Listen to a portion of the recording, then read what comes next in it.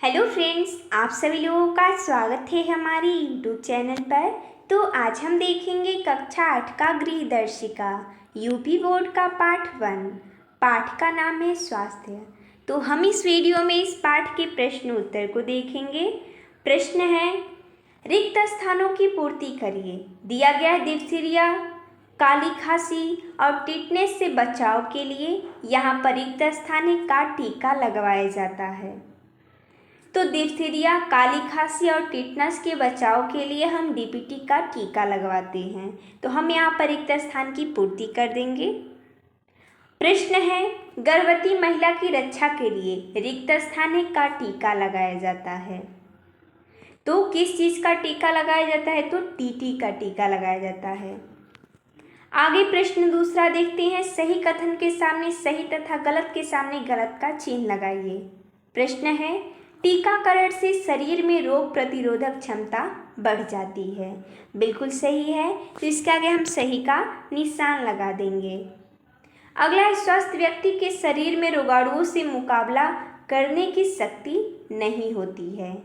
तो ये गलत हो जाएगा, क्योंकि जो व्यक्ति स्वस्थ होते हैं उनके शरीर में रोगाणुओं से मुकाबला करने की शक्ति होती है, क्योंकि वो व्यक्ति स्वस्थ होता है। लेकिन इसमें बोला है नहीं होती, इसलिए गलत हो जाएगा। अगला प्रश्न है दूसरा अति लघु उत्तरीय प्रश्न है, खसरे को टीका अर्थात खसरे का जो टीका होता है वो किस आयु में लगाया जाता है? उत्तर हो जाएगा, खसरे का टीका 9 से 12 माह की आयु में लगाया जाता है। अगला है, हड्डियों व दांतों के निर्माण में कौन से खनिज लवण सहायक होते हैं? उत्तर हो जाएगा, हड्डियों व दांतों के निर्माण में कैल्शियम और फास्फोरस खनिज लवण सहायक होते हैं। अगला प्रश्न है लघु उत्तरीय प्रश्न है, सुपोषण एवं कुपोषण में कोई दो अंतर लिखिए। हमने यहाँ पर लिखा है, एक तरफ है सुपोषण, एक तरफ है कुपोषण। दो हमें अंतर बताना है। सुपोषण में पहला हो जाएगा, सुपोषण वह है जिसमें पोषक तत्वों की उचित मात्रा होती है, और सुपोषण में भोजन शुद्ध और ताज़ा सुपाच्य भोजन होता है। अब हम कुपोषण देखेंगे।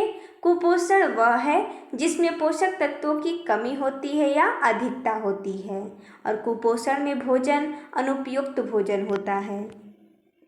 अगला है, प्रतिरक्षण क्या है?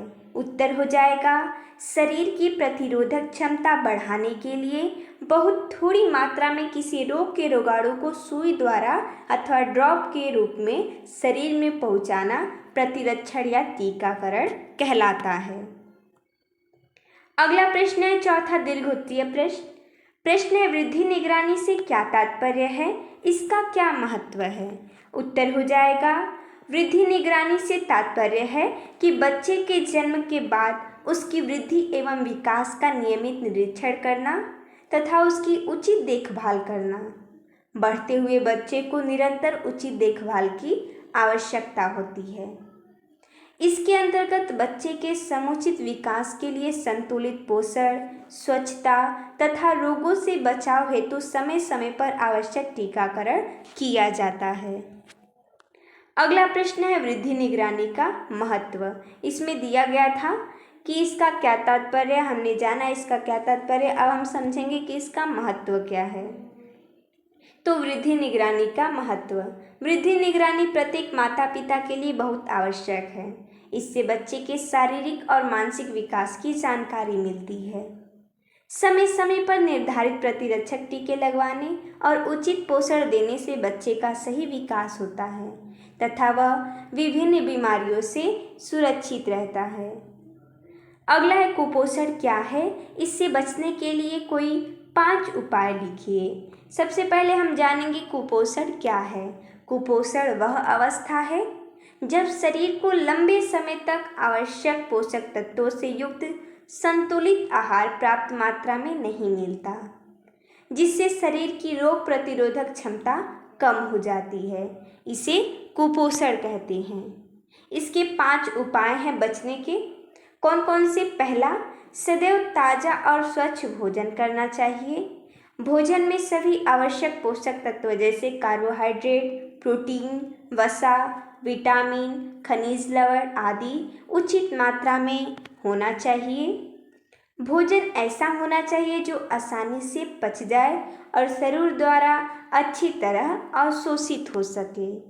चौथा, भोजन को स्वच्छता का ध्यान रखते हुए पकाना और सुरक्षित रखना चाहिए।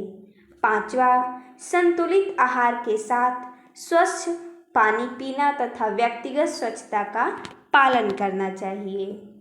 तो देखिए दोस्तों, जैसा कि हमने इस वीडियो में इस पाठ के प्रश्न उत्तर को देखा, तो मिलते हैं तब तक के लिए धन्यवाद दोस्तों।